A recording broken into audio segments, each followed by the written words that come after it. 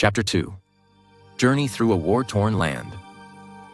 The wheels of the merchant's caravan creaked against the uneven dirt road, their rhythmic groaning blending with the heavy footfalls of armored boots. Dust swirled in the air, carried by the bitter wind that howled across the desolate plains of Bralmanica. Seated at the back of one of the wagons, a hooded figure remained still, his gaze fixed on the distant horizon. Elton Solman exhaled softly, his breath barely visible in the cool morning air. The weight of memory pressed against his mind like an iron shackle. 3 years had passed since the war that had taken everything from him. The images were still vivid. His mother's broken body, the sky ablaze with golden fire, his father's valiant last stand against the Bralman sect's monstrous cultivators. That war had shaped the continent, shattering its balance of power, but none of it mattered to Elton.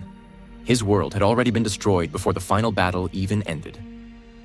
Still brooding over the past? You'll never move forward if you keep clinging to ghosts. The voice rang in his head, a voice that wasn't his, yet it had been with him for as long as he could remember. His inner voice. It was stronger now than before, more confident, more certain than he could ever be. Shut up, Elton thought back, shifting his gaze to the mercenaries traveling alongside him. They were a rough lot, hardened men and women hired to protect a merchant and his wares. Elton had joined their group 2 weeks ago when they passed through a ruined settlement. He wasn't hired, just a quiet traveler, one who kept to himself.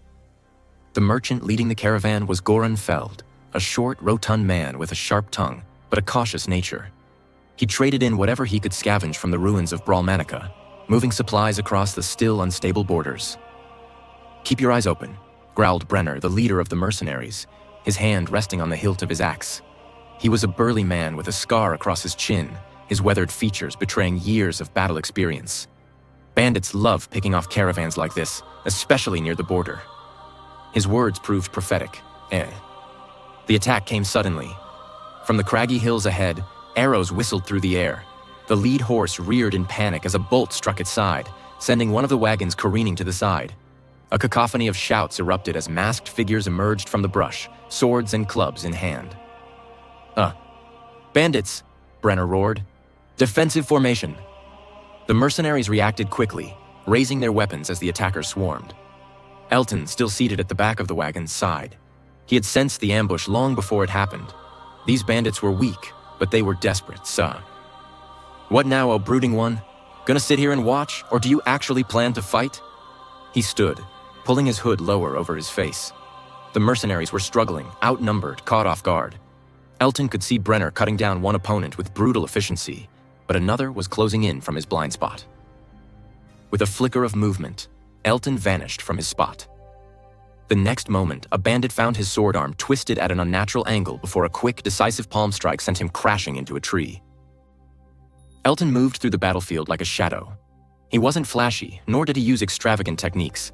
Only precise, controlled movements that wasted no energy. Each strike disabled his enemy swiftly.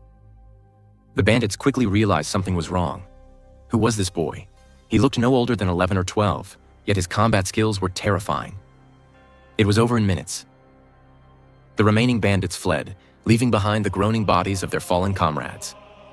Brenner wiped blood from his chin, giving Elton a long, calculating look. "You are more than you seem, kid." Elton shrugged. "I just defended myself." Goran the merchant emerged from his hiding spot behind a wagon. "Bah, filthy bandits. Good work, boy. You may not be hired, but you've certainly earned a meal tonight." Elton didn't care for the praise. He simply nodded and returned to his seat. You're holding back," the inner voice commented. "Of course I am," Elton thought. "There's no need to show everything." The journey continued, and by nightfall, the caravan finally arrived at New Brawl City. The city was a shadow of its former glory. Before the war, it had been a prosperous trade hub. Now, it was a city of refugees and survivors, half rebuilt with wooden fortifications and hastily assembled buildings.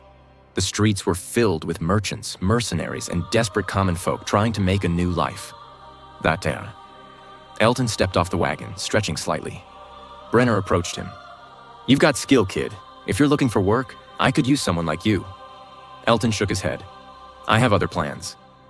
Brenner didn't push. "Suit yourself, but be careful. The city isn't as safe as it looks." With that, Elton left, vanishing into the city streets.